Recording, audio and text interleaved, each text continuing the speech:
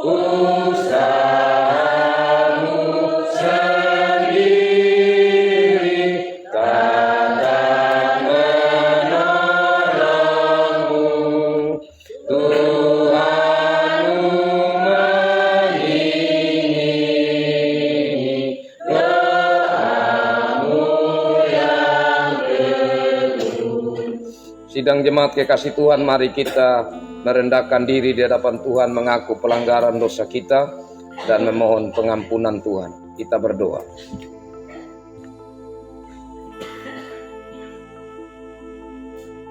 Ya Allah yang Maha Kasih,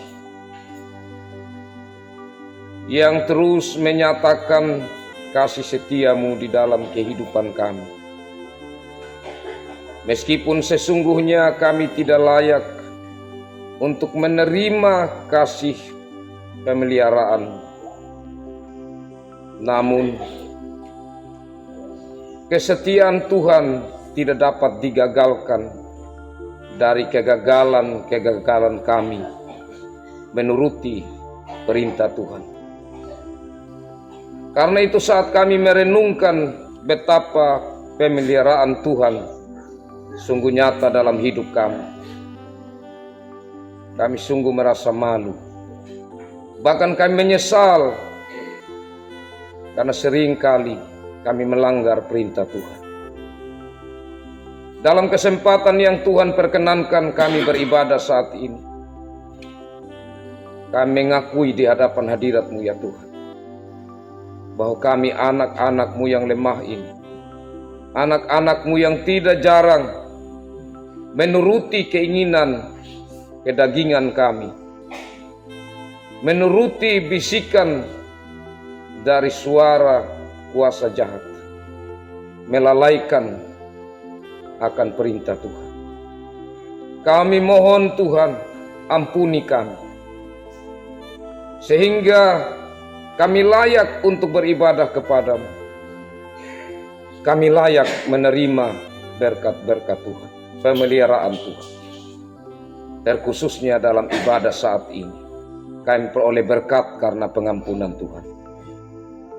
Inilah kami anak-anak-Mu ya Tuhan, yang dalam perendahan diri dan kesungguhan hati mengakui pelanggaran kami dan memohon kasih pengampunan-Mu. Dan kami datang memohon dalam Yesus Kristus, penebus kami. Amin. Kita menyanyi Kidung Jemaat 387, bait yang pertama, ku heran Allah mau memberi rahmat-Nya padaku, dan kata-kata selanjutnya. Ia menjaga yang ku taruhkan hingga harinya kelak. Demi nama Tuhan dan karena kuasa jabatan yang dikaruniakan kepada kami menyatakan bahwa keampunan dosa telah berlaku atas setiap orang yang membenci dosanya dan yang sungguh-sungguh percaya kepada Yesus Kristus. Kita bersama-sama mengucapkan sabda Tuhan yang menjadi berita anugerah bagi kita, Yohanes 3 ayat 16. Karena begitu besar kasih Allah akan dunia ini, sehingga Ia telah mengaruniakan anaknya yang tunggal, supaya setiap orang yang percaya kepadanya tidak binasa, melainkan beroleh hidup yang kekal. Amin. Kita menyambut berita anugerah ini dengan kita menyanyi Kidung Jemaat nomor 3, bait yang pertama. Mungkin kita masih ingat bahasa wanokakanya, Haila Pamanopang. Pingi meriku palupang pamaringu renina. Sidang jemaat kekasih Tuhan, sabda Tuhan yang menjadi petunjuk hidup baru dari Filipi pasal 3. Filipi pasal 3 ayat 7 dan 8. Saya jemput sidang jemaat kita berdiri.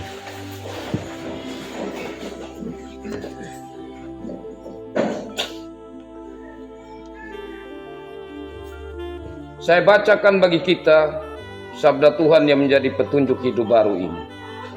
Tetapi apa yang dahulu merupakan keuntungan bagiku, sekarang kuanggap rugi karena Kristus. Malahan segala sesuatu kuanggap rugi karena pengenalan akan Kristus Yesus Tuhanku lebih mulia daripada semuanya. Oleh karena Dialah aku telah melepaskan semuanya itu dan menganggapnya sampah, supaya aku memperoleh Kristus. Demikian petunjuk hidup baru ini, dan mari kita menyambutnya dengan memuliakan Tuhan dari Kidung Jemaat 401. Kita nyanyikan baitnya yang pertama, Makin Dekat Tuhan Kepadamu.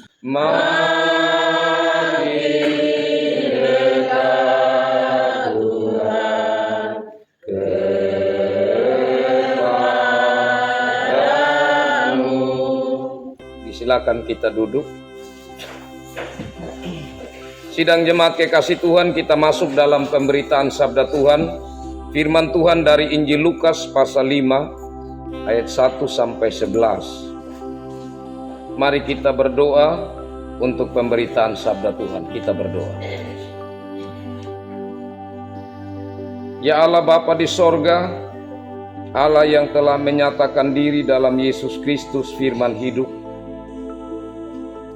dalam kesempatan indah yang Tuhan anugerahkan bagi kami di ibadah di hari yang ke-11 di tahun baru yang Tuhan anugerahkan tahun 2026 ini. Kembali kami mendapat kesempatan untuk kami membaca, mendengar, merenungkan firman Tuhan. Dalam kesempatan ini kami mohon Roh Kudus Tuhan melingkupi kami, sehingga pemberitaan firman-Mu ini menjadi bagian bagi kami semua. Dan akhirnya di saat kami kembali dari tempat ini dan menjalani kehidupan keseharian kami boleh mendapat pegangan, arahan dari firman Tuhan yang kami renungkan hari ini. Hamba-Mu yang Tuhan percayakan untuk memberitakan sabda-Mu, hamba-Mu ini manusia yang terbatas bahkan tidak layak. Mari Tuhan layakkan hamba-Mu, dan biarlah Roh Kudus yang bekerja kami semua diberkati oleh sabda-Mu. Mari datang dan berfirman-Lah ya Tuhan, kami membuka hati kami untuk kebenaran firman Tuhan. Dalam Yesus Kristus kami berdoa. Amin. Injil Lukas pasal 5 ayat 1 sampai 11. Penjala ikan menjadi penjala manusia. Pada suatu kali Yesus berdiri di pantai danau Genesaret, sedang orang banyak mengerumuni Dia hendak mendengarkan firman Allah. Ia melihat dua perahu di tepi pantai. Nelayan-nelayannya telah turun dan sedang membasuh jalannya. Ia naik ke dalam salah satu perahu itu, yaitu perahu Simon, dan menyuruh dia supaya menolakkan perahunya sedikit jauh dari pantai. Lalu ia duduk dan mengajar orang banyak dari atas perahu. Setelah selesai berbicara, ia berkata kepada Simon, "Bertolaklah ke tempat yang dalam dan tebarkanlah jalamu untuk menangkap ikan." Simon menjawab, "Guru, telah sepanjang malam kami bekerja keras dan kami tidak menangkap apa-apa, tetapi karena Engkau menyuruhnya, aku akan menebarkan jala juga." Dan setelah mereka melakukannya, mereka menangkap sejumlah besar ikan sehingga jala mereka mulai koyak. Lalu mereka memberi isyarat kepada teman-temannya di perahu yang lain supaya mereka datang membantunya. Dan mereka itu datang, lalu mereka bersama-sama mengisi kedua perahu itu dengan ikan hingga hampir tenggelam. Ketika Simon Petrus melihat hal itu, ia pun tersungkur di depan Yesus dan berkata, "Tuhan, pergilah daripadaku, karena aku ini seorang berdosa." Sebab ia dan semua orang yang bersama-sama dengan dia takjub oleh karena banyaknya ikan yang mereka tangkap. Demikian juga Yakobus dan Yohanes, anak-anak Zebedeus, yang menjadi teman Simon. Kata Yesus kepada Simon, "Jangan takut. Mulai dari sekarang engkau akan menjala manusia." Dan sesudah mereka menghela perahu-perahunya ke darat, mereka pun meninggalkan segala sesuatu lalu mengikut Yesus. Demikian sabda Tuhan. Berbahagialah kita yang selalu rindu firman Tuhan, memelihara dalam hidup sehari-hari. Shalom. Kekasih-kekasih Tuhan, meskipun sudah beberapa kali mungkin dari antara kita mendengar firman Tuhan ini, tapi cerita firman Tuhan selalu baru, selalu menyegarkan kita di setiap kesempatan, momen mendengar, merenungkan firman Tuhan. Dan terlebih dari itu, kita selalu diingatkan agar firman Tuhan yang kita renungkan itu kita hidupkan kembali dalam perjalanan kehidupan kita. Saja kita melihat bagian firman Tuhan ini, kita melihat bagian yang pertama, bahwa satu kali Yesus berdiri di pantai Danau Genesaret, atau nama lainnya juga Galilea. Orang banyak mengikuti Yesus, bahkan mengirumuninya. Mereka mau mendengarkan firman Allah. Ini menunjukkan bahwa Yesus selalu menyampaikan pengajaran-pengajaran, kebenaran-kebenaran yang membuat orang tertarik untuk datang dan terus mendengar. Saat itu para nelayan, dalam hal ini Simon Petrus dan lain-lain, atau nelayan-nelayan lain yang ada saat itu, mereka sudah kembali dari menjala dan balik keluar. Mereka pulang kosong, tidak dapat apa-apa. Ya, namanya nelayan, merasa kecewa itu pasti ada, tapi putus asa tidak mungkin. Sama dengan kita kan, kalau petani, di saat kita tanam kali ini gagal atau dapat sedikit sekali, kita kecewa, tapi tidak putus asa. Karena tidak putus asa, nanti kita tanam lagi. Tapi paling tidak perasaan kecewa itu karena mereka ini tidak saja menjala itu untuk kebutuhan hidup mereka dalam hal makan minum, atau untuk mereka jadikan lauk, tetapi ini dijual juga karena ikan di Genesaret atau ikan yang di Danau Galilea itu enak sekali, banyak dipesan. Nah, sekarang namanya yang terkenal itu ikan Petrus. Jadi kalau kita dengar orang menyebut ikan Petrus, nah itu ikan sudah dari danau ini. Itu enak sekali. Nah, kekasih-kekasih Tuhan, dalam keadaan mereka ya kecewa, tapi mereka masih memberi waktu mereka, telinga mereka untuk mendengar pengajaran Yesus. Setelah mengajar, Yesus berkata kepada Simon Petrus, "Bertolaklah ke tempat yang dalam dan tebarkan jalamu untuk menangkap ikan." Nah, kekasih-kekasih Tuhan, ini Simon Petrus kan kalau kita lihat di ayat sebelumnya atau perikop sebelumnya, Itu ada Yesus menyembuhkan ibu mertua Simon Petrus dan orang-orang lain. Yesus ini adalah guru mereka, dan Petrus ini sudah melihat bagaimana Yesus ini berkuasa. Tapi kalau orang yang lain yang belum mengalami perjalanan bersama Yesus, pasti dong bilang begini, buat apa kita percaya ini orang ini? Kalau untuk zaman sekarang begitu, dia ini kan pendeta saja. Apalagi dia hanya tukang kayu. Bagaimana dia tahu ini nelayan ini? Bagaimana dia tahu cara waktunya untuk dapat ikan? Apalagi secara waktu itu tidak tepat untuk dapat ikan. Nah, kekasih Tuhan. Tapi itulah karena pengalaman yang sebelumnya dialami oleh Simon Petrus, ibu mertuanya disembuhkan. Maka dia katakan di ayat 5, Guru, telah sepanjang malam kami bekerja keras dan kami tidak menangkap apa-apa, tetapi karena engkau menyuruhnya, aku akan menebarkan jala juga. Jadi di sini sebenarnya memang sudah ada tumbuh keyakinan dari Simon Petrus tentang siapa Yesus itu. Tapi tentu itu belum benar-benar sebuah keyakinan yang sungguh-sungguh atau yang kuat.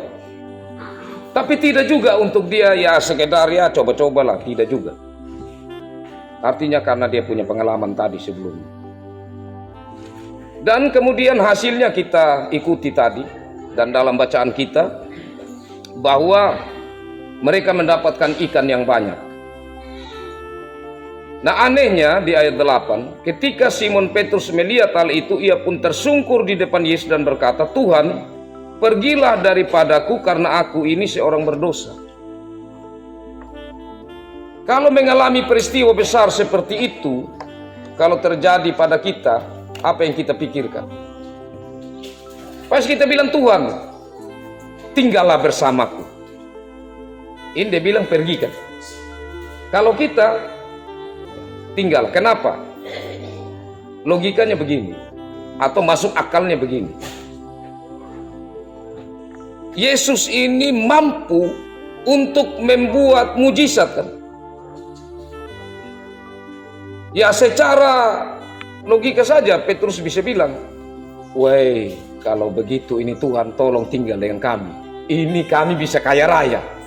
Karena tiap hari bisa dapat ikan banyak. Iya kan? Tapi beda apa yang direspon oleh Simon ini. Dia bukan bilang Tuhan tinggallah di sini bersama kami terus, tapi Tuhan pergilah dariku. Bertolak belakang. Dia suruh Tuhan ini pergi. Alasannya karena ia merasa bahwa ia orang berdosa. Saya yakin orang juga kaget waktu itu yang bersama-sama dengan Petrus. Karena mereka pasti ada pikiran, oh ini orang luar biasa ya. Kok bisa ya seorang tukang kayu? Karena Yesus anak tukang kayu. Waktu itu Yusuf ayahnya sudah meninggal. Sebagai seorang anak yang tertua atau anak laki-laki dalam keluarga, maka dia akan menggantikan posisi ayahnya. Jadi Yesus adalah tukang kayu juga. Dia suruh Yesus ini pergi. Pandangannya berbeda pastilah dengan orang-orang lain saat itu. Mereka kaget kok bisa Petrus ini berucap seperti itu. Cara berpikirnya sampai jauh ke sana. Saya yakin yang lain itu mereka takjub. Luar biasa, bebek dia tinggal di sini. Kekasih-kekasih Tuhan, manusia pada umumnya berpikir bahwa berkat itu ia inginkan selalu dalam hidupnya. Semakin Tuhan beri berkat dalam hidupnya, semakin dia senang sama Tuhan. Apalagi kalau Tuhan buat tanda-tanda mujizat. Dan tidak sedikit orang Kristen yang memandang Yesus sebagai pembuat mujizat, dan mujizatnya harus selalu nyata dalam hidup. Nah, yang seperti itu saat mendapatkan tantangan itu tidak tahan. Dia akan jauh. Dia akan banyak protes sama Tuhan. Karena yang dipikirkan, yang diinginkan tentang Tuhan itu adalah Tuhan yang selalu memberi bahkan yang limpah dalam hidup. Jadi kalau beri sedikit juga, kenapa hanya begini? Ya kan? Kenapa hanya begini Tuhan? Nah, itulah manusia. Selalu merasa tidak puas dan selalu ingin supaya Tuhan itu memuaskan akan apa yang menjadi keinginan. Tapi di sini lain sekali dengan Simon Petrus ini. Dia tahu bahwa Yesus di hadapannya ini adalah sumber berkat. Karena itu maka dia tidak berhenti menatap pada berkatnya. Tetapi dia menatap siapa sumber berkat ini. Kadang-kadang kan kita begitu. Kita lebih melihat berkat-berkat, tetapi keterpautan atau keterikatan atau hubungan kita secara langsung dengan sang sumber berkat itu biasa saja. Kalau kita merenungkan Bapak Mama, dari antara kita semua, kalau mau jujur, siapa yang rajin berdoa, yang rajin berkomunikasi dengan Tuhan, yang kalau dapat sesuatu dia bersyukur kepada Tuhan, tidak perlu dalam syukuran yang besar, dalam hatinya, terima kasih Tuhan. Kekasih-kekasih Tuhan ini perlu kita renungkan secara baik. Yang berikut kekasih-kekasih Tuhan, kita melihat di sini bahwa semakin dekat dengan Tuhan atau mengenal Tuhan, maka seseorang akan semakin mengenal dirinya. Sekali lagi, semakin kita dekat dengan Tuhan, semakin kita tahu siapa kita di hadapan Tuhan. Tuhan itu sumber berkat. Tetapi di situ Simon Petrus melihat lebih jauh bahwa Tuhan itu Maha Kudus. Dia memandang dirinya dari sisi yang pertama. Siapa saya yang harus menyaksikan satu kejadian yang besar ini? Saya tidak layak untuk menerima yang banyak ini. Yang kedua, siapa saya yang sampai Tuhan menyatakan hal ini dalam hidup saya? Saya ini orang yang berdosa dan telah melihat satu kuasa yang besar di depan saya. Dia memandang Allah dalam diri Yesus Kristus sebagai Allah yang berkuasa tapi sekaligus Allah yang kudus. Dia melihat bahwa saat Yesus, sang kebenaran, sang terang itu di hadapan hadirat, dia melihat bahwa di sini bukan saja seorang guru, tetapi Tuhan. Karena itu kita melihat pergerakan. Pertama waktu Yesus suruh dia bilang ayat 5, guru, ya kan? Tapi di ayat 8, Tuhan.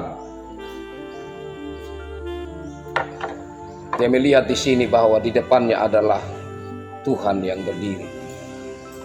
Itulah satu pergerakan pengenalan yang membuat seseorang semakin mengenal dirinya. Dan dia merasa sangat tidak layak kalau begitu Tuhan jauh dari saya, pergi dari saya. Tidak layak Tuhan ada di dekat saya. Ini perasaan yang sangat mendalam, kekasih-kekasih Tuhan. Tidak tanggung-tanggung. Dan Tuhan Yesus yang melihat kedalaman isi hati kejujuran dari Simon Petrus langsung menyampaikan, jangan takut, mulai dari sekarang engkau akan menjala manusia. Itu satu panggilan yang indah sekali. Dalam hal ini kekasih-kekasih Tuhan, panggilan ini itu terjadi lewat satu momen yang indah, di mana saat seseorang atau Simon Petrus menyadari siapa dirinya. Saya pikir dulu waktu majelis jemaat baik penatua diaken didekati saat ada pendekatan dari majelis jemaat, dan di situ pasti ada penyampaian, saya tidak mampu ini. Dan memang itu kalimat yang benar. Di saat kita mau berhadapan dengan satu panggilan Tuhan, kita harus melihat dulu diri kita. Karena itu kalimat ini harus selalu tertanam dalam diri kita.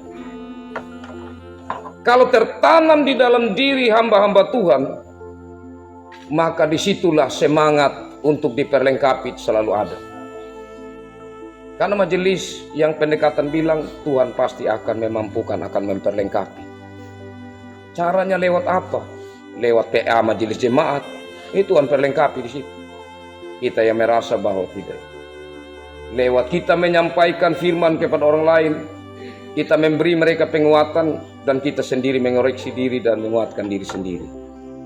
Dan juga komisi-komisi dan lain sebagainya. Nah, ini menjadi perenungan mendalam bagi kita. Karena kata jangan takut di sini, ini satu janji Tuhan. Satu yang memberi keyakinan kepada seseorang bahwa ia tidak berjalan sendiri, bahwa di saat ia akan memikul tanggung jawab yang lebih besar, Tuhan akan bersamanya. Karena itu juga orang harus membuka diri selalu untuk diperlengkapi dan dikuatkan Tuhan. Nah, kekasih-kekasih Tuhan, kita tahu pada akhirnya Simon Petrus ini di akhir-akhir kebersamaan di dunia bersama dengan Yesus, dia sempat menyangkal Yesus. Tapi di dalam Yesus menampakkan diri, Yesus kembali memanggil dia untuk menggembalakan domba-domba. Mau menunjukkan bahwa iman kita tidak selamanya dia akan berjalan baik-baik saja. Pasti dia akan menemui berbagai-bagai tantangan. Tetapi saya pernah katakan, tantangan itu penting, ujian itu penting. Tidak mungkin seseorang tanpa ujian dia langsung dari SD lompat di SMP. Harus lewat ujian untuk menyatakan dia mampu, dia siap untuk tingkatan selanjutnya. Karena itu jangan takut di saat kita mendapatkan ujian. Mungkin ada saat kita lemah atau kita lengah. Tapi panggilan jangan takut untuk terus berjalan sebagai pengikut Kristus, itu senantiasa ada di dalam diri kita. Khususnya di tahun yang baru yang kita jalani, jangan takut. Lakukanlah apa yang menjadi tanggung jawab kita. Tuhan yang akan menyelesaikan apa yang menjadi rencananya dalam hidup kita. Karena kita menyadari bahwa tidak semua hal dapat kita lakukan. Tidak semua hal.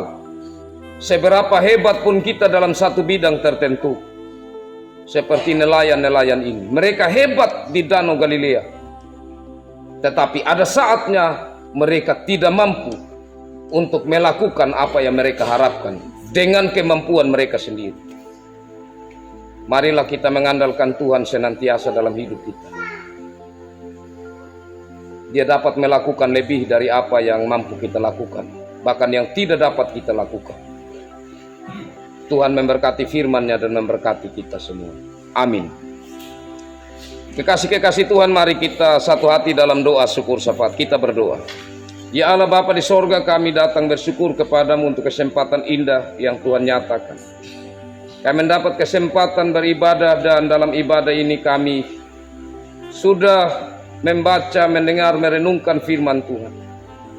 Hamba-Mu yang menyampaikan sudah selesai menyampaikan saat ini firman Tuhan.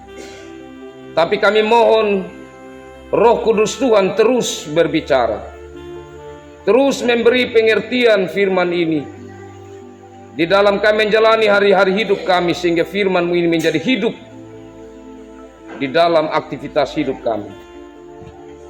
Ya Allah Bapa dalam kerajaan sorga, kami mendoakan pemberitaan sabda-Mu yang terjadi mana-mana tempat. Kami mohon biarlah berkat Tuhan terus ada bersama dengan seluruh umat Tuhan, hamba Tuhan dimanapun berada, termasuk di cabang Lahona dan di cabang Tuput. khususnya di kelas Wonokaka. Tuhan memberkati pemberitaan sabda Tuhan yang sama hari ini. Biarlah semakin membangun iman percaya untuk memandang Tuhan sebagai yang tidak pernah meninggalkan kami dalam berbagai aktivitas keseharian hidup kami.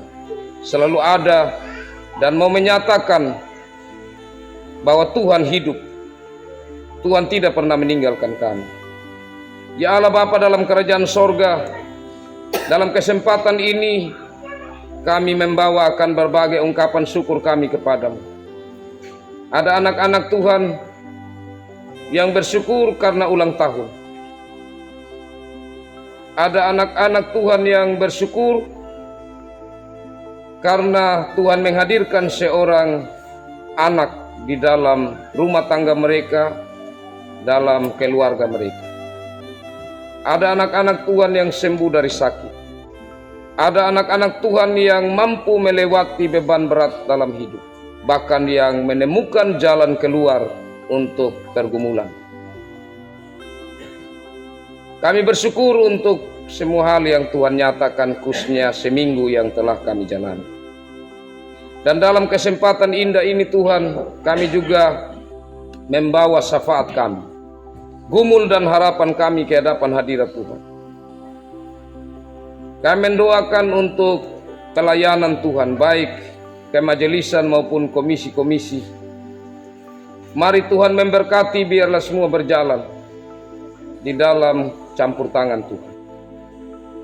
Kami mendoakan untuk Vikaris Jeki yang sudah ada di tempat hamba-Mu akan ditabiskan. Tuhan memberkati hamba-Mu dan pelayanannya di sana dan persiapan jemaat Tuhan di Gaura untuk pemekaran. Kami mendoakan untuk Vikaris Albertina yang melanjutkan masa vikariatnya di Sumba Barat Daya, Tuhan berkati. Dan kami mendoakan Vikaris Priska yang rencana hari Jumat datang di Jemaat Hukum Ada ini beserta dan keluarga. Tuhan memberkati. Ya Allah Bapa dalam kerajaan sorga, kami mendoakan kami di dalam tanggung jawab pekerjaan kami masing-masing, baik itu sebagai orang tua, sebagai anak-anak, di dalam tugas pekerjaan sebagai guru, sebagai pegawai pemerintahan di desa Hukum Ada ini. Dan terlebih khususnya kami doakan kami sebagai petani, Tuhan mari berkati kami. Ya Allah Bapa dalam kerajaan sorga, kami menyerahkan akan seluruh rencana kerja di minggu kerja yang baru ke dalam tangan pengasihan Tuhan. Ini doa kami ya Tuhan, mari ampuni pelanggaran kami. Dalam Yesus Kristus kami berdoa. Amin.